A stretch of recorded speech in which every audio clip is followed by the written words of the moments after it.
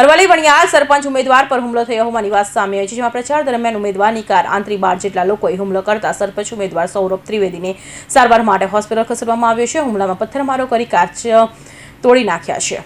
અરવલ્લીમાં ગ્રામ પંચાયતની ચૂંટણીના સરપંચ ઉમેદવાર પર હુમલો કરવામાં આવ્યો છે. મોડાસાના વણિયાદ ગામની ચૂંટણીમાં પ્રચાર માટે જતા હતા અને તે દરમિયાન આજે વહેલી સવારે 12 જેટલા અસામાજિક તત્વોના ટોળાએ હુમલો કર્યો છે. હુમલા દરમિયાન ઉમેદવારીની કાર ઉપર પથ્થરમારો કરી કાચ ફોડી નાખ્યો છે. આ હુમલામાં ઉમેદવાર સૌરભ ત્રિવેદી ઇજાગ્રસ્ત થતા 108 એમ્બ્યુલન્સ મારફતે સારવાર અર્થે સાર્વજનિક હોસ્પિટલ ખાતે લવાયા છે. ઘટના અંગે ટિન્ટોએ પોલીસને જાણ કરાઈ છે. આજે મતદાન હોય હું મારા મત વિસ્તારમાંથી પરત આવી રહ્યો હતો.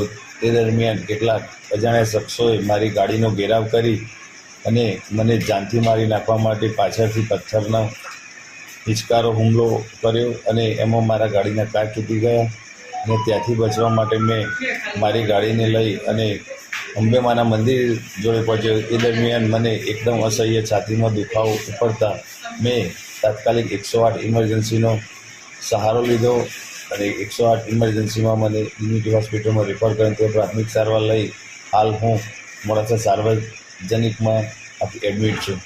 આ હુમલો ગ્રામ પંચાયતની સામે હવાડા પાસે કરવામાં આવ્યો હતો. આ જેવો આ હુમલો થયો પછી મેં તરત ટાઉન પીઆઈ ચાવડા સાહેબને ટેલિફોનિક જાણ કરી મારી જાનને જોખમ છે એ બાબતની જાણ કરી હતી. અરવલ્લીમાં ગ્રામ પંચાયતની ચૂંટણીના સરપંચ ઉમેદવાર પર હુમલો થતાં પોલીસ દોડતી થઈ છે. 12 જેટલા લોકોએ હુમલો કરતા સરપંચ ઉમેદવાર સૌરભ ત્રિવેદીને સારવાર માટે હોસ્પિટલ ખસેડવામાં આવ્યા છે, જેને પગલે કાયદેસરની કાર્યવાહી હાથ ધરી છે.